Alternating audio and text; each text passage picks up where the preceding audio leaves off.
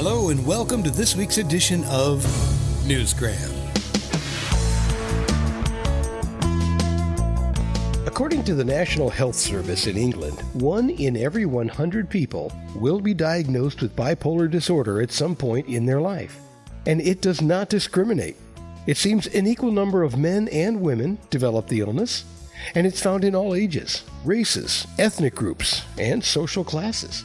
And according to the National Institute of Mental Health here in the United States, 5.7 million Americans are diagnosed every year. And according to the Harvard Medical School, that's 2.8% of the entire United States population. All that being said, the least we can do is pay a little attention to it on this edition of Newsgram, and a great way to do that is to introduce you to Peter Smart. Peter and his wife have put together a layman's guide, if you will, to bipolar disorder. It's a book written and designed with first-hand experience, but we're going to get to all that in a second. First, I want you to meet Peter. Because on June 26th of 2020, while the world was reeling with a global pandemic, Peter lost his wife to cancer. The worst day of my entire life. He is now releasing the book I mentioned earlier called 1 in 100, Living with Bipolar. It was written by his late wife, Lorna Mabry, who originally wrote it to just help other people living with the bipolar disorder. Lorna started researching it in 2011, and it's surprising how much research she actually did. She used to work on it hours and hours and hours. She'd sometimes be up till 6 a.m, still looking something up on the internet. So she'd print information off or write information down, read lots of books, and then all through the book she's illustrated by using examples from our own illness and treatment. That was about a 2-year job, and then we started typing it. That was even longer, and unfortunately our computer crashed, so it had to wait. And then in early January 2020, Lorna had gone to the doctors about pain in her mouth, lumps in her throat. Eventually then we got sent to see a specialist, and then he told Lorna that it was actually tongue cancer, and then secondary cancers in the mouth, neck and throat.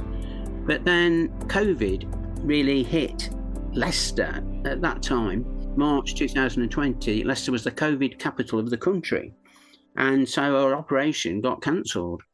The COVID virus and subsequent pandemic have had so many implications, it's going to take years to sort them all out.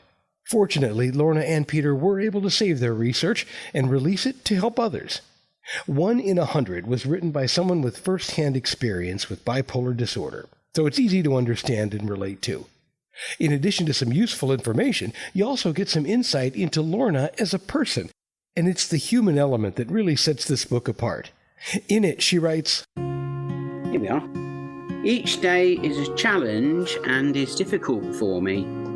Some people who suffer from this illness don't have many good days, but just experience bad days. I'm more positive and confident about everyday life, whereas when I was down, I was really negative. When I first got sick in December 1999, I was more or less in a hopeless state. However, this is nobody's fault, and it's just a freak of nature.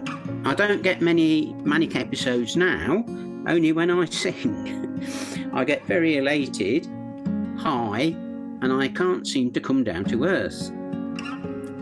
Yes, apart from suffering from depression, I also suffer from panic attacks, mainly when I go out, which isn't very often. My GP has prescribed me propranolol, which seems to suit, and I carry this tablet wherever I go.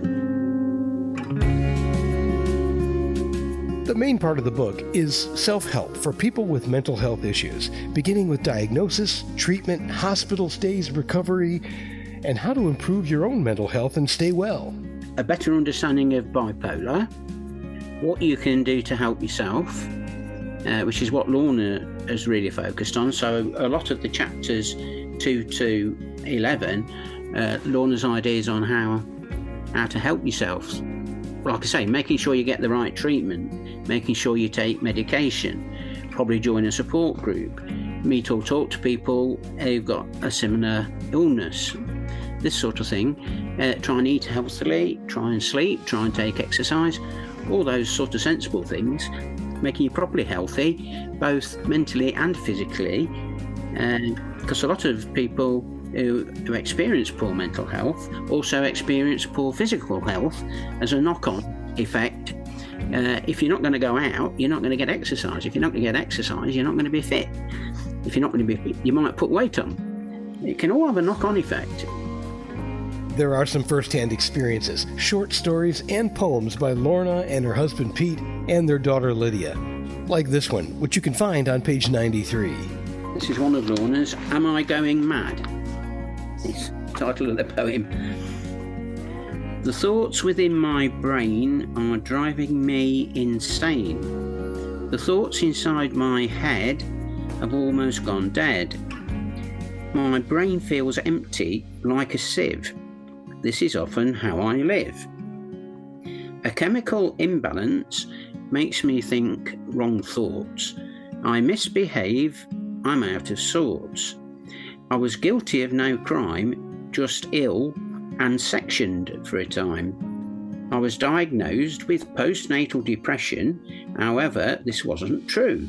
The quacks got it all wrong, like they sometimes do. I was misdiagnosed, there's no doubt. I have bipolar, which affects the mind. It's a part of me that I have declined. I'm up 1 minute and down the next. My mood swings vary and I get perplexed. I'll tell you one thing that keeps me sane. That's doing crosswords, which help my brain. The New York Times will love that. A prescription for crossword puzzles to keep you mentally healthy. Can't argue with that. In closing, I would like to leave you with some humbling advice from someone that has had to deal with more adversity than the average person. Never give up. Lorna, the author, the late author, she never gave up. She had bipolar for 20 years, including several hospital stays, and she called it a monster of an illness. But during recovery and managing her bipolar, she's managed to write 2 books. So she's proved you can do it. So 3 short words describing this would be patience, resilience, and hope. And never give up. The book is called 1 in 100, Living with Bipolar by Lorna Mabry. If it gives you some additional comfort, they point out a number of celebrities that have been diagnosed with bipolar disorder, and some of them may come as a surprise to you. Some not so much. Celebrities like Carrie Fisher, Kurt Cobain, Vivian Leigh, famous for Gone with the Wind and being married to Laurence Olivier, the American poet Sylvia Plath, and the English humorist, writer, director, actor, everything, Stephen Fry. He's got bipolar. And a brief heavyweight boxing champion called Frank Bruno from the UK. He managed to win the world title. So it's not a totally isolating illness, or you shouldn't feel isolated with it, because, and as the book title says, 1 in 100 people are expected to have bipolar at some stage. That's quite a lot of people when you think how many people there are in the world. The family will be donating a third of the profits, after paying the taxes, to leading charities focused on support for mental health and cancer. It's available all over the internet, including some of the more popular places like Amazon.com and BarnesandNoble.com, and we've put links to all of them in the show's description. And that will do it for another edition of Newsgram from WebTalkRadio.com.